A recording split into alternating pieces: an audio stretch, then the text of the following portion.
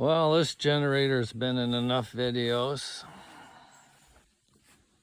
Is that sailboats out there? Yeah. Anyways,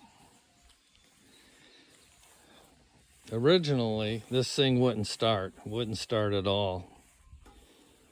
And the one technician that came up, he said this needed to be replaced. So I replaced it and it changed nothing. So I can back up to find out. I always believed that there was no gas getting in here. You have to mix air and gas and send it through the intake, which is that, so that the spark plugs can ignite it and the engine runs. So come to find out, the mixer body, which is the bottom half of the air box, blew a hole. I'm not going to try to get in there now because I just had it run an exercise to make sure it was operating right. This is the exhaust manifold and it's probably red hot. But anyways, I replaced that and it started and ran. But it backfired. It was a mild backfire, but it was enough to indicate that it was probably backfiring for so long that it eventually blew that hole through the mixer body. So anyways, I came back up and I troubleshot it. I found that, I believe it was the spark plug on the back cylinder was bad and it was causing it to backfire. So I replaced both spark plugs. No sense in just doing one. So I replaced both and it quit backfiring. But when it ran an exercise, it was going into overspeed. So I came up today and this right here is the original stepper motor that was taken out of it, thought to be bad, and it wasn't. I put it back in, no overspeed.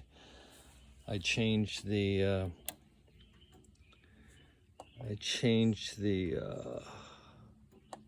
exercise for today. Now I want to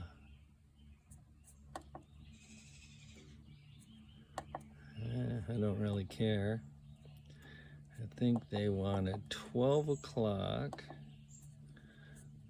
Sure, now I gotta run it all the way back.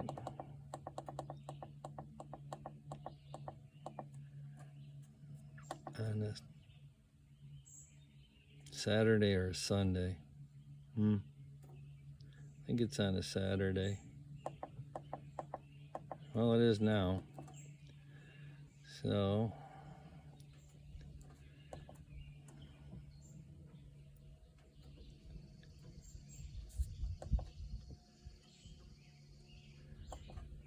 wait a second. Is it status I want? But I went in here. State, no, that'll just tell me it's off. Display, I think so. Right now it's saying the run hours and I don't care. But I watched the RPM and right now it's going to say 0 because it's off. But it did not overspeed, and the RPMs, they fluctuate a little bit when there's no load, but it stabilizes when there's a load. So I'm just going to escape out of that. I'll escape out of that. State, that should take me right out. Switch to off, date and time. So now she's back to being healthy. So I'm good to go. It's good to go. And I showed that that vent where they put in liquid tight from the gas regulator over to there. And the reason they do it, like I explained before,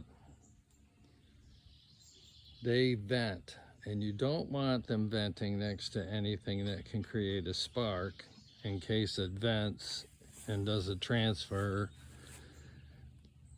within the time that the gas is still in the area. It's not healthy. So to vent them off to the side, that's a good idea.